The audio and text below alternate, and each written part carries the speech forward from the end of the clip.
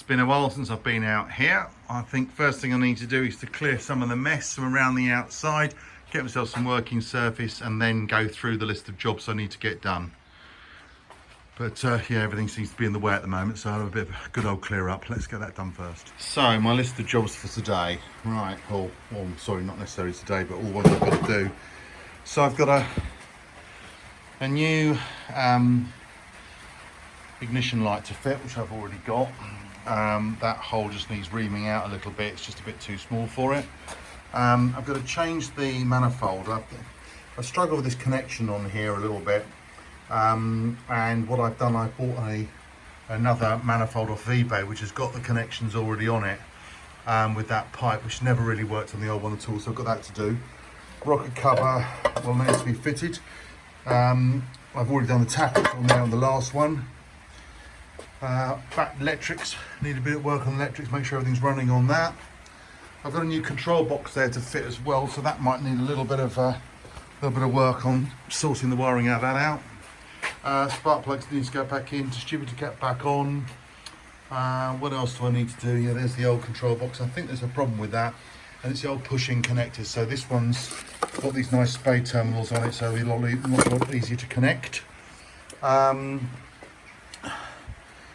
Carburettor linkages, and the battery back on. I think that's about it really. So I mean, there's not a huge amount to do. It's just a question of getting it all done really. So I think I'll make a start today and see how we get on.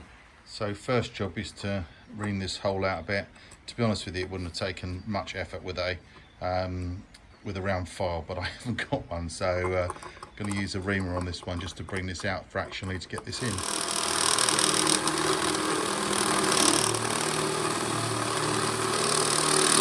So a couple of seconds gently with that, and that was enough just to free that hole up enough to get that to go in flush. Next thing I've got to do is to get it fitted on with the back with the spring clip on there, which I'll get done. Everything's always a challenge, isn't it? So anyway, this is in. I've used this sash cramp and block of wood to hold it in position. It's very difficult.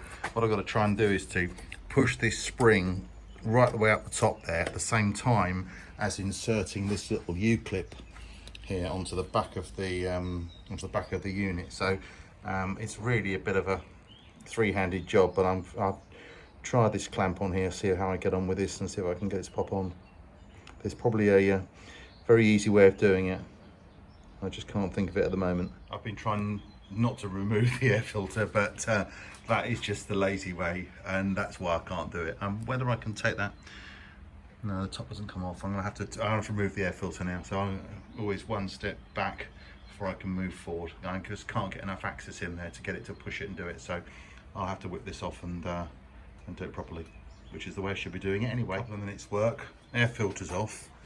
Only 2 bolts, just for they're difficult to see. This one obviously there is easy to see. The one that's up this end of the battery tray is much more difficult to see and to get to. So just you have to get through to that. But anyway, easy enough when it's off.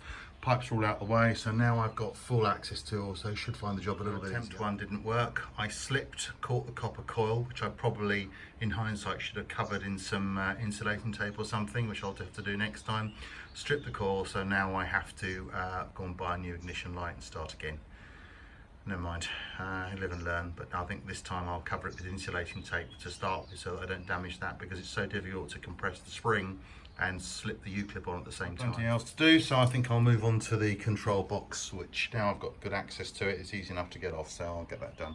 So that's got that off. So just to ensure we get our wiring around the right way, I'm just going to take a picture of that as well as the video, just so I've got a record of what wires go where when I actually put it all back together again. Fortunately, I was organised in advance. I had some I'd ordered already in the large spade connectors, which I didn't have, which I think they're about 10mm.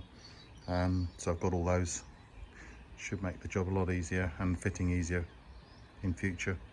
So now we have these all terminated and all fitted on there now, back in the correct order. All we need to do is rebolt the control box back on to the back of the battery box here, and that concludes that job. So for everything I could get for this tractor, the one thing I couldn't get was the jiggle pin and pipe that sits in here that runs up to the manifold.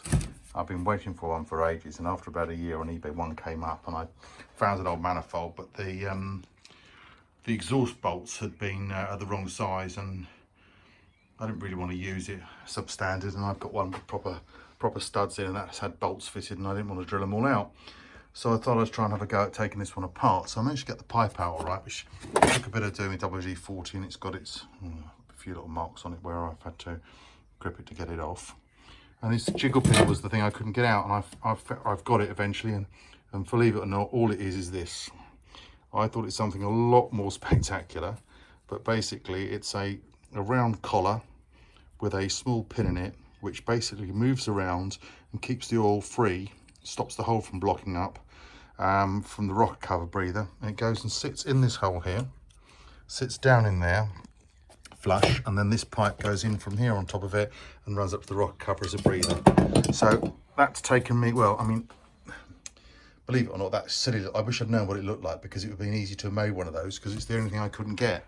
But that cost me 50 quid on a manifold that I actually don't really even want, so that'll have to go. But anyway, it's an experience, and I'm getting there slowly but surely. Now we're at the replacement pipe, which is, as you can see, shaped slightly differently, which is a bit of a worry, but I think that will still be okay. I'll bend that into shape. There's the old one there.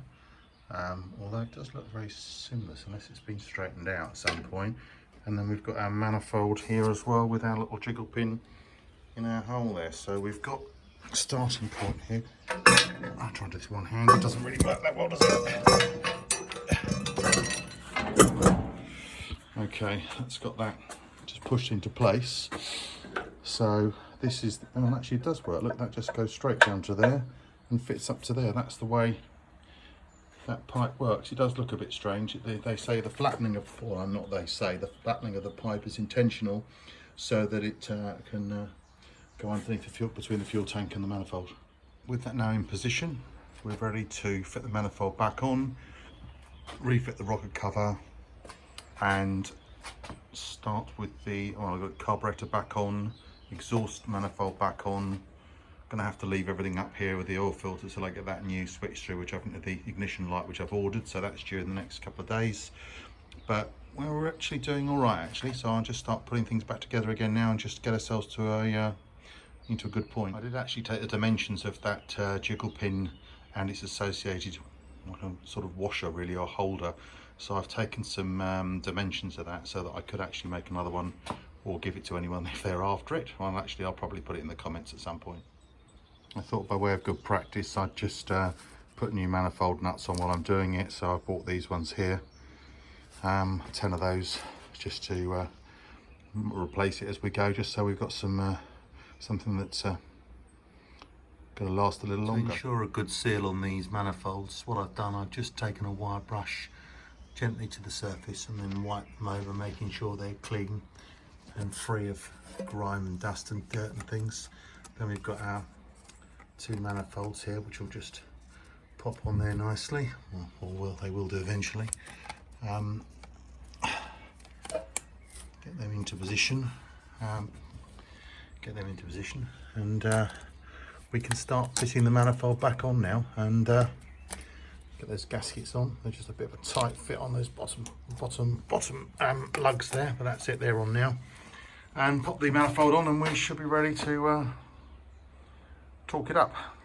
Cover, because I've got to put it on the new pipe, and looking at that, that is not going to be doing very much breathing at the moment, is it? So it's going to need a good old clean out, so we'll get that all cleaned up now as well. It's worth just doing every job as we go. We find more and more little things, but each contribute towards actually making it a good final job. One of my problems originally with it was it wouldn't hot start very well, and I got a feeling there was a crack in the manifold and leaks and air leaks, and this breather pipe wasn't fitted, and so I think hopefully with all these things done, we're going to have a nice running tractor again. Right, there we go, couple of minutes work, fit for purpose again. Cleaned it all out, blown it all through, so should do the job nicely. Running and get a good enough seal, which all that washer looks in good enough condition. There was another washer on there at the same time. I don't think there was meant to be two at that end. I'll have to have a look and see. The other one's probably meant to be at the bottom, but for some reason it was at that end. Okay, that's in position. I just need to go and get my get the torque settings and go around with the torque wrench and just torque them up so they're nice and tight. But other than that, we're moving forward nicely. Next job, get the rocker cover back on. There's the gasket round there, cork gasket. I've cleaned up around the edge there. I need to oil that all the way around just to make sure we get a good seal. And I've also wire brushed around the inner edge of the rocker cover as well, so that that's all nice and clean. But we'll oil that all up before fitting it, and that will just ensure we get a good clean seal. Right, quick update. I think earlier on I did the rocker cover. Manifold's all on, torqued up now. I've got the breather pipe on. Unfortunately, this nut didn't fit properly into my new manifold. There's a little bit of play on that, which I'm going to see how I get on with it. I'm going to leave it this time and see how I get on with it. I've got the exhaust manifold on and the U-bend, so that's all done and bolted up, ready for the exhaust just to go on the top of that. So yeah, we're cracking on really. It's a shame I've broken the ignition light, 'cause it's going to mean I can't put, otherwise I think I would have been able to get it up and running today, but I'm going to have to wait for that to come in now. But still, we're cracking on well, so I've no doubt I've probably got another 4 or 5 hours work to finish it off, but we're nearly there now. I'm going to call it a day today now. So what have I got left? I've got the exhaust to go on, nice simple job, carburetor to go on, linkages, governor to be set, battery box to finish off going in, air filter, ignition light, and I think that's it. I've just done the wiring, it's just finished the wiring off, so dynamo's all wired up, box is all done. Yeah, I mean we're basically there, so yeah, just a few more little jobs and we'll all be finished. So yeah, probably, I think my estimate's probably not far off, probably 4 or 5 hours work, and I should be able to get it up and running. Just gotta wait for those parts to come in, but yeah, nearly there. Nearly forgot, around this side I've got the distributor cap to go back on, plugs to go in and be tightened up, but they're all cleaned and put back in. So yeah, really are close, fortunately.